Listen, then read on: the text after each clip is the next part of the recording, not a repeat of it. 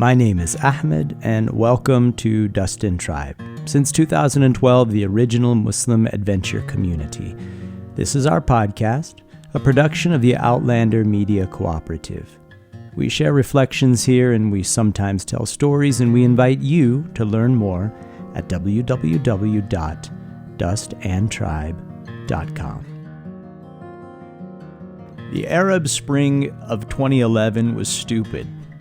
It's an infantile and embarrassing example of how social media will hijack human frustration and our natural desire to build a better world, and then convert those impulses into compelling optics to drive platform engagement, and in this case, participation in a doomed and violent escapade. Very few people are qualitatively better off in the aftermath of those flash mob uprisings. And the overwhelming majority of the involved populations remain crippled, either by the total absence of security or exponentially worse repression. And they must also contend with the plummeting economies of the failed states they helped to create. 10 years later, we had the January 6th riots in the United States Capitol building.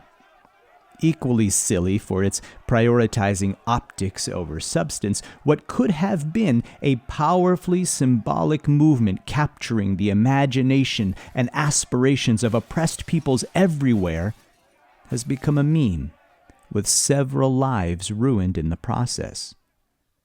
And now, a health insurance CEO has been shot and killed in New York, enlivening the conversations about massive wealth accumulation by the elites at the expense of American health. And people around the world are lionizing the shooter, and there is palpable revolutionary fervor. But it won't go anywhere.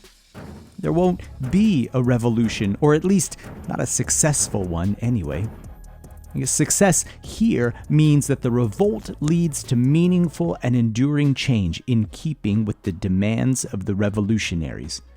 Now, this could be a simple revision in policy or even total regime change, but the point is that something gives, with those supporting the uprising coming out on top.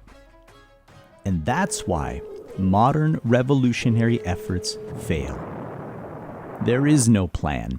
There is no proven leadership to replace the old guard. There is nothing of substance to follow the initial boisterous sallies of the angry and possibly violent people. Passion is not policy. Now, the term used by revolutionary cells to describe their activities is organizing.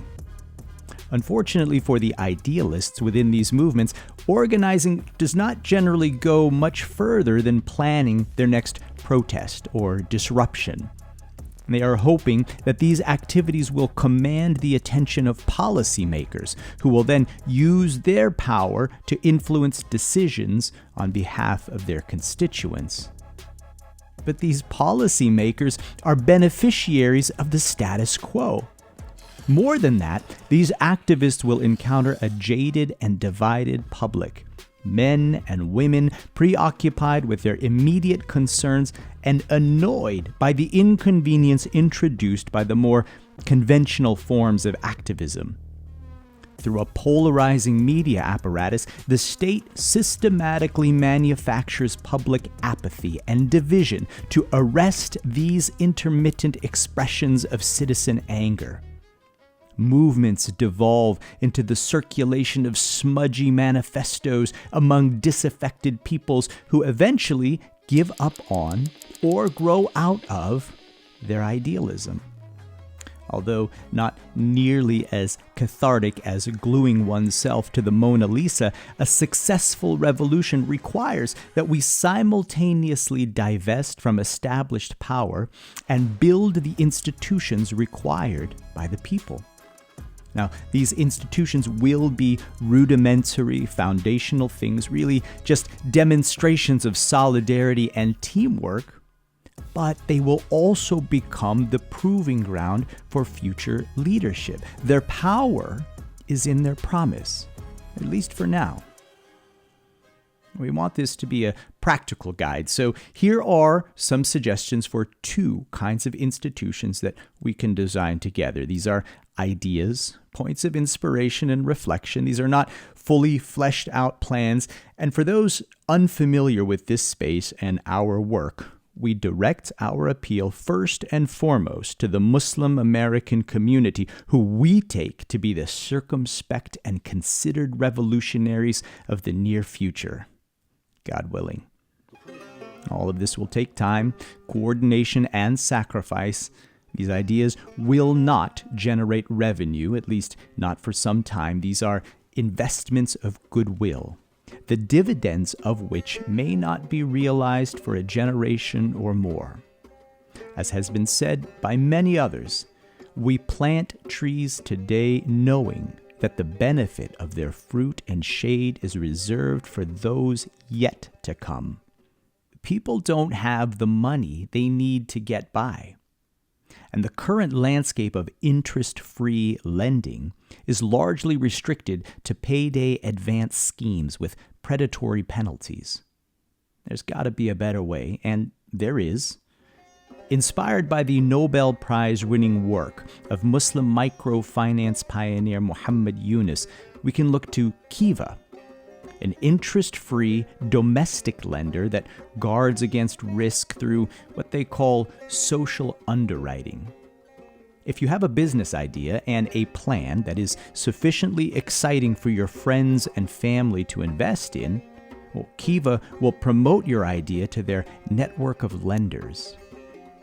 But this network, it's really just a bunch of people like you and me who review the featured lending opportunities and commit to an amount of not less than $25, which, if it all works out, will be repaid and then can ultimately be reloaned. So our contributions circulate from one startup to another, potentially unlocking financial independence for so many. Founded in 2005, it's a fantastic model with enough longevity to demonstrate proof of concepts. Even so, it's a tragic reality that not even this seemingly egalitarian initiative could avoid sinking into a capitalist morass of hidden fees and absurdly compensated CEOs. You can take a look at the Dust and Tried blog for links to more on that. Now, we've had Muslims enter the crowdfunding space, with LaunchGood being the obvious example. Also, not without significant and worrisome criticism, we nevertheless have in their example another viable platform that can be tweaked to replicate and potentially even scale the work that Kiva had been doing so well. And Muslims are generous people, though perhaps with an insular tendency that prioritizes Muslim-led initiatives over others.